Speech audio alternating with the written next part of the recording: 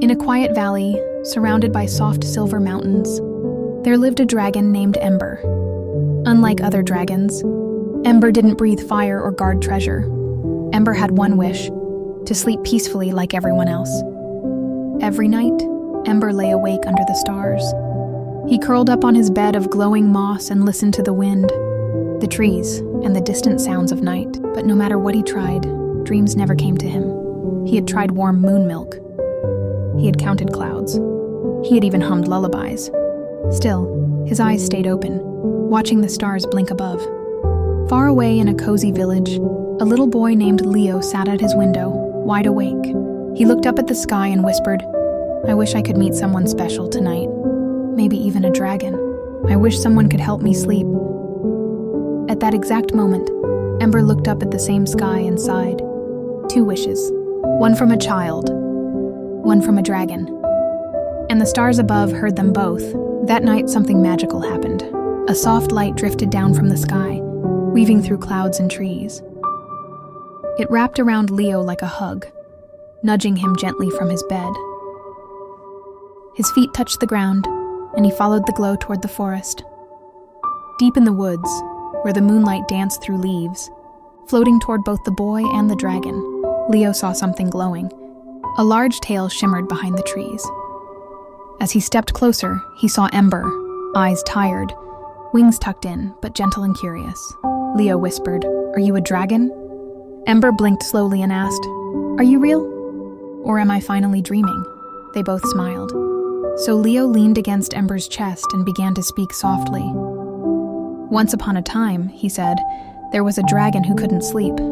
But one night, he met a boy who told him a story under the stars." Ember's breathing slowed. His eyes began to flutter shut. The stars above twinkled gently, listening too. But just then, "Ho!"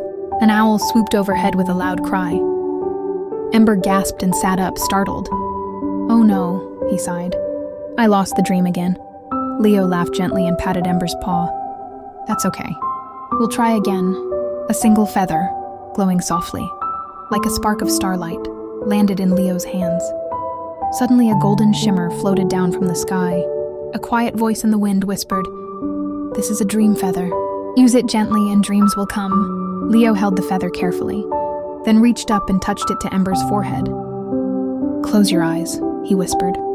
"Let your dreams fly." And for the very first time, Ember began to dream. In his dream, he flew through skies made of soft clouds and glowing stars. The moon sang lullabies. The stars swirled around him like tiny fireflies. And there on his back rode Leo, laughing, arms outstretched, free as the wind.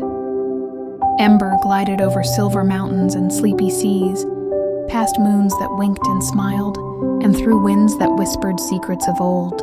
It was the kind of dream that wraps around your heart and makes you feel safe. Back on the ground, Leo sat quietly. It was perfect. Watching the dragon breathe deeply in peaceful sleep, Leo smiled. "I'll visit you again in your dreams, whenever you need me." The soft wind returned and gently lifted Leo back to his home. "Good night, Ember," he whispered. When Leo woke up the next morning, sunlight poured through the window. On his pillow lay the glowing dream feather. He smiled and held it close.